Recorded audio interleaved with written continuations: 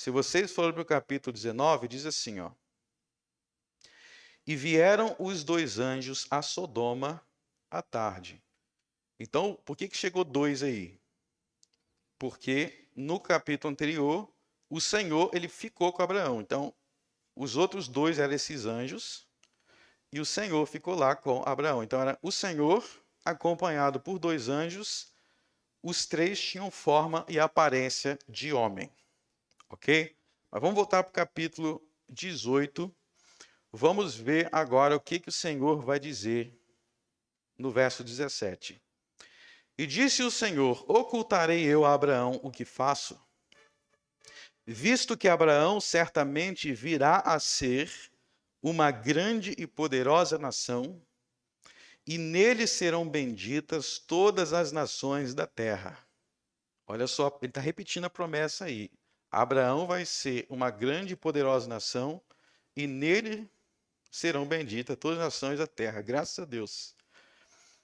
Porque eu o tenho conhecido, e sei que ele há de ordenar a seus filhos e a sua casa depois dele, para que guardem o caminho do Senhor, para agir com justiça e juízo, para que o Senhor faça vir sobre Abraão o que acerca dele tem falado. Então aí, ó, veja que Deus questiona: ocultarei a Abraão o que faço? E o que faço aí, ele está se referindo à destruição de Sodoma e Gomorra. Então veja que Deus vai revelar para Abraão uma informação que até então ainda Abraão não tinha, que ele vai destruir Sodoma e Gomorra. Por que essa informação seria muito importante para Abraão? Porque vocês lembram, no decorrer da história anterior, Ló tinha um parente que vivia em Sodoma, quer dizer, Abraão tinha um parente que vivia em Sodoma, que era Ló. Então, Ló, parente de Abraão, vivia em Sodoma, certamente Abraão ficaria preocupado, e por isso que ele se mostra preocupado. Mas observe que Deus dá duas razões para ele revelar essa informação a Abraão. Razão número 1 é a que está no verso 18, que é que Deus tem um plano com Abraão. Deus tem um plano com Abraão e esse plano é o que leva Deus a falar: eu vou revelar para Abraão o que eu vou fazer. Mas a razão número 2 é que além de haver um plano para a vida de Abraão, um propósito para a vida de Abraão, Deus, ele reconhece que Abraão era diligente e seria diligente no governo da sua casa. Eu sei que ele há de ordenar a seus filhos e a sua casa depois dele, para que guardem o caminho do Senhor para agir com justiça e juízo.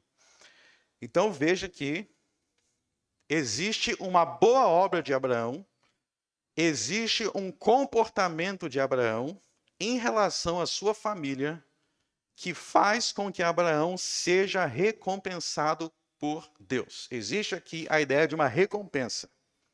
Que Deus vai recompensar Abraão com entendimento, com sabedoria, com conhecimento de coisas futuras e proféticas. Esse é um tema por toda a história de Abraão, que Abraão era amigo de Deus, que Abraão era fiel a Deus, e por sua amizade com Deus ao longo de muitos anos, no princípio da caminhada dele, ele caiu, logo ele se arrependeu e viveu por muitos anos com muita intimidade com Deus, e Deus recompensava ele. E a recompensa da boa obra dele é porque ele era diligente em ordenar a seus filhos e a sua casa. Eu quero falar um pouco sobre isso aqui. Meus irmãos, Deus ordena aos chefes de família que cuidem de suas casas. E ele acrescenta no exemplo de Abraão uma promessa para aqueles que são fiéis nesse serviço. Saibam vocês que na Bíblia existe uma estrutura familiar, existe uma forma com que a família bíblica deve ser. E Deus, ao anunciar a destruição de Sodoma e Gomorra, ele chama a atenção para a fidelidade de Abraão nisso. E vocês vão ver que a destruição de Sodoma e Gomorra está em oposição a essa estrutura familiar na qual Abraão acreditava. Vocês vão ver aqui que são dois povos. Um é o povo que Deus está construindo para ser o seu povo, firmado nos valores familiares que ele criou lá em Gênesis 1 e 2. E outro é um povo que havia rejeitado esses valores familiares e por isso eles seriam destruídos. É isso que vocês vão ver nessa história. Mas o que seria ordenar aos seus filhos e a sua casa? Veja que Abraão tinha responsabilidade para com os filhos, com a sua família. Para que guardem o caminho do Senhor. Meus irmãos, a Bíblia diz que existe uma estrutura familiar que Deus criou lá no princípio. No princípio criou Deus os céus e a terra. No sexto dia, Deus criou o homem, ele criou a mulher, ele criou o casamento e ele ensinou que a partir desse casamento, o homem e a mulher deveriam gerar filhos. Então, toda a estrutura familiar tem origem no sexto dia da criação. E dentro dessa estrutura familiar, o homem, ele é a cabeça. O homem, ele é a cabeça. Preste atenção que Deus, ele não fala com... Sara estava aqui presente. Mas ele não fala assim com Sara. Sara, parabéns por você ordenar a sua casa. Porque essa não era a função de Sara. Ele diz, parabéns, Abraão, por ordenar a sua casa. Porque Abraão, ele é a cabeça. Efésios capítulo 5 diz que o marido é a cabeça da esposa, assim como Cristo é a cabeça da igreja. Então, cabeça quer dizer que você é o líder e, como líder, você tem uma responsabilidade de proteção, de defesa, de guardar, de manter todo mundo seguro, alegre e defendido. Então, essa é a função do homem. O homem é o líder, defensor, protetor do seu lar. E a coisa mais importante que o homem tem que fazer é ensinar a sua família a guardar o caminho do Senhor. Ensinar a sua família a guardar o caminho do Senhor. Então, já dou aqui um aviso a todos os homens. Ensine a sua família a guardar o caminho do Senhor. E se você fizer isso, você vai ser recompensado. O que é guardar o caminho do Senhor? É guardar toda a doutrina de Cristo. É guardar toda a doutrina de Cristo. Vamos falar em termos práticos aqui. Em primeiro lugar, os homens têm o dever e a obrigação de levar a sua família para a igreja. Se você, homem, não é diligente em levar a sua família para a igreja, a mulher tem a obrigação de ir para a igreja. Não frequentar uma igreja é pecado. Vou repetir. Não frequentar uma igreja é pecado. Hebreus capítulo 10 contém juízos terríveis de Deus contra aqueles que abandonam a igreja. Então, todo mundo tem a obrigação de frequentar a igreja. Mulher, criança, adolescente, todo mundo tem que fazer parte da igreja. Porque a igreja é a nova criação. O corpo de Cristo. Só que, além de todo mundo ter a obrigação de frequentar a igreja, o homem, ele tem uma obrigação maior de ser o líder. Então, além do homem ele ter que frequentar a igreja, ele é aquele que é responsável por incentivar todo mundo que está debaixo da autoridade dele, incentivar, animar, fazer com que todo mundo fique cheio de vontade de ir para a igreja. Então, você, homem, essa é a sua missão. Você tem que ensinar a sua família a... Por que tem que ir para a igreja? Porque você tem que adorar a Deus. A gente viu aqui na confissão de pecados. A maior obrigação do homem... Qual é o pecado original lá em Romanos 1? É não adorar a Deus.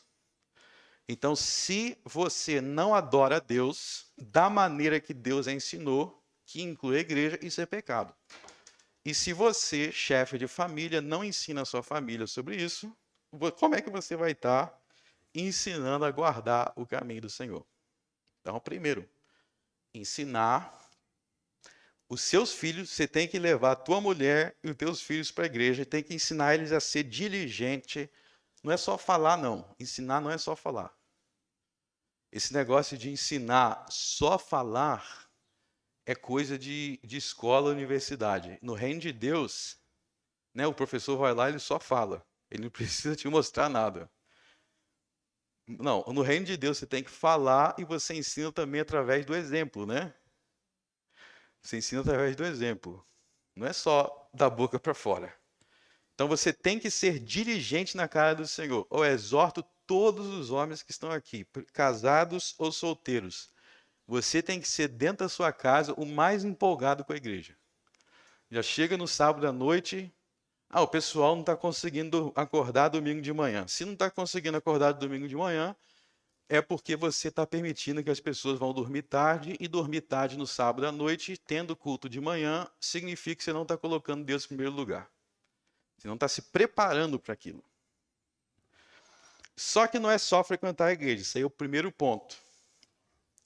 Ensine teus filhos, você também tem que ter uma devoção doméstica.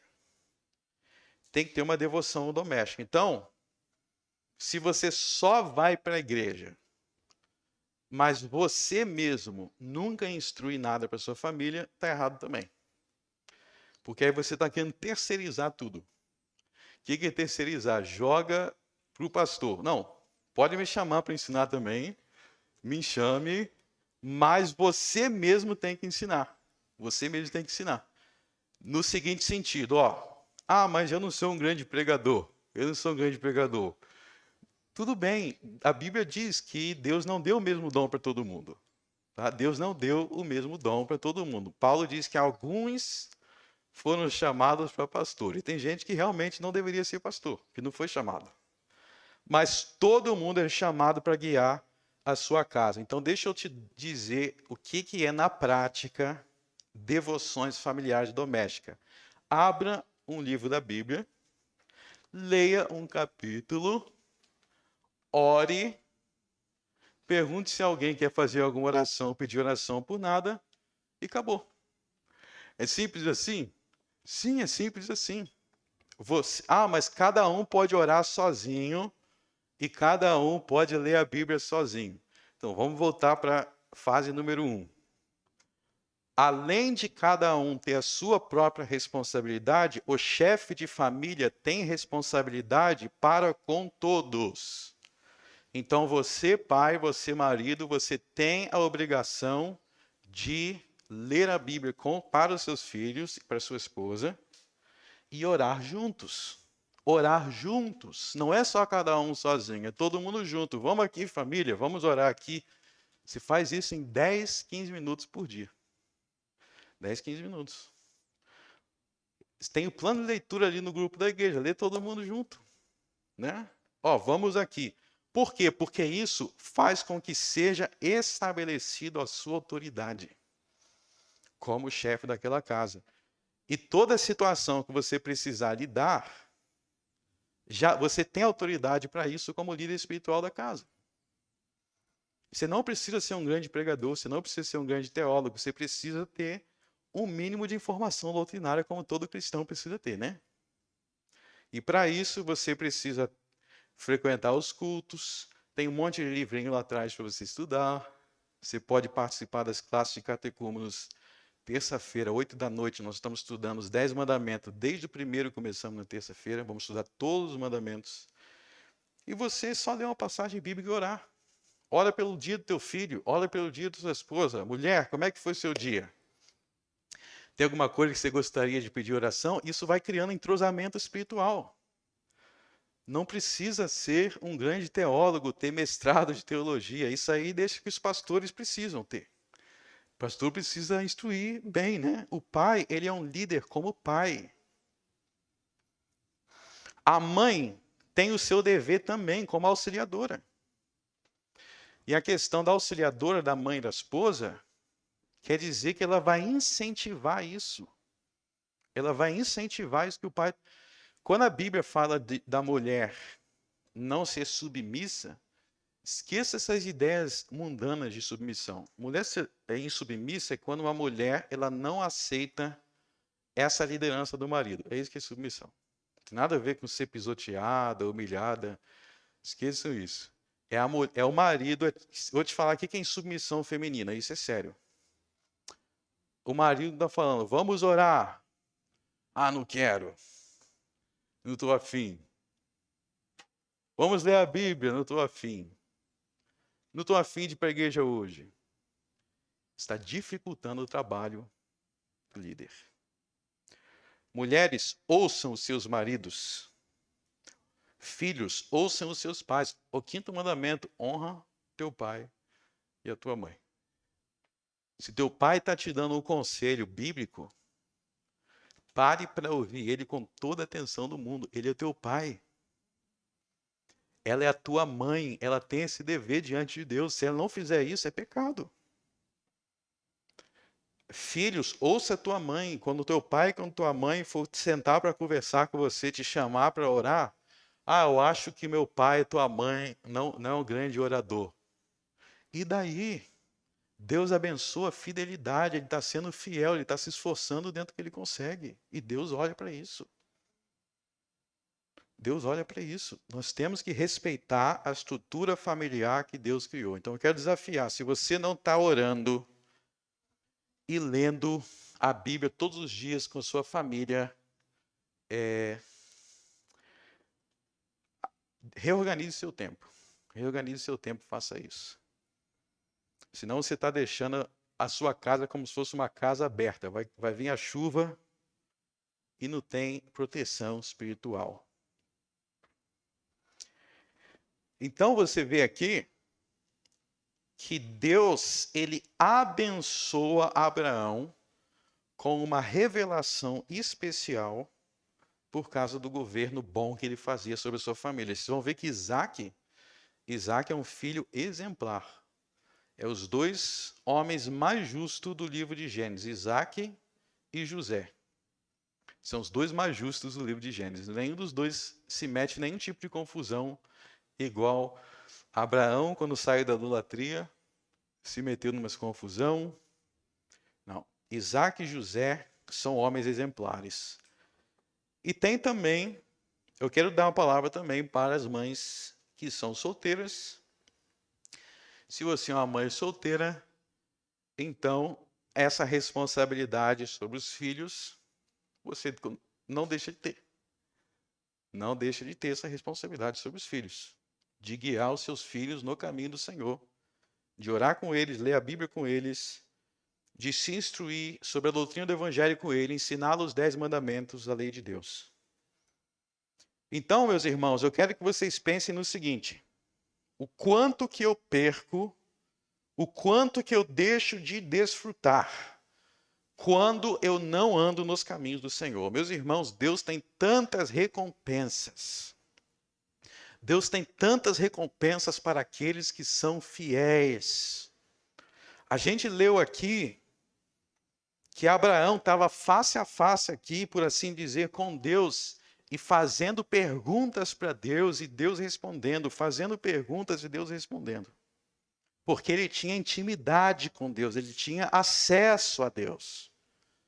Busquem ter essa intimidade com Deus, ordenando a sua casa, chefes de família, mães. Não permita que a sua casa ande de qualquer maneira. Institua o temor ao Senhor dentro do seu lar. Institua a reverência pela autoridade de Deus, que Deus seja altamente reverenciado no seu lar. Só assim você terá um lar cheio das recompensas de Deus, lar cheio de alegria de Deus. E eu quero dizer para vocês que ter um lar cristão, ter um lar que guarda os caminhos do Senhor, como eu falei em relação ao primeiro ponto, não é só estar fisicamente presente na igreja. Isso aí, como eu falei, é só o ponto inicial. É a base. Mas você a casa não termina na base. A base é o princípio. É ter uma igreja bíblica firmada. Mas isso é o princípio. Você tem que construir em cima disso. que aquilo que você aprende aqui, você coloca em prática. Você vive na prática. Faça com que a sua casa seja uma extensão das coisas que você aprende de Jesus na igreja. Você aprende e você pratica, você aprende e você vive. Como ele diz no verso 19, para agir com justiça. Você vê a importância do agir com justiça, guardando o caminho do Senhor.